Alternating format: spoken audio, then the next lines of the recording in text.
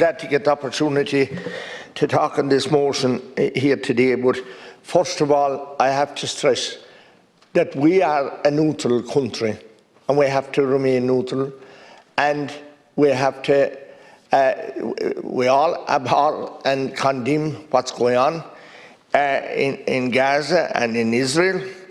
And of course, it's so transparent. We can see what has happened. We can see what is happening there. The Hamas started it. They took hostages that they haven't yet released. I'm asking them to return these people and free these hostages.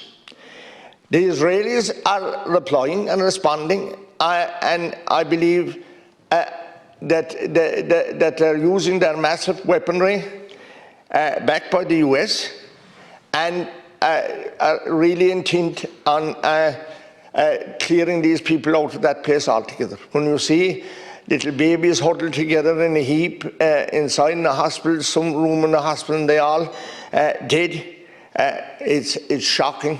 And we have promoted life of babies and unborn and everything going back for the length of time that I've been here.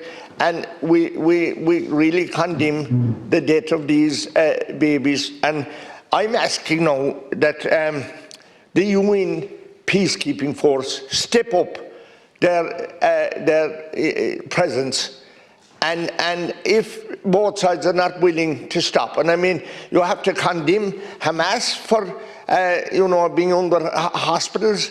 And this is the excuse the Israelis are giving for bombing hospitals. But they shouldn't, Hamas should not be using sick people as a shield for themselves. If we were in a fight... Where's the evidence? Where's your evidence? It's there.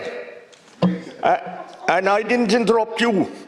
Ireland, we have to remain neutral, and I'm calling here in the loudest possible way in this chamber that we remain neutral, but that we ask and do everything possible to ensure that this war ends on a humanitarian basis, because so many lives are being taken and lost. And I'll just give an example. When I was a young fella, I used to be out late. And I came around the Max Sweeney's corner and came here one night at 3 o'clock in the morning, and there was two very good friends of mine fighting.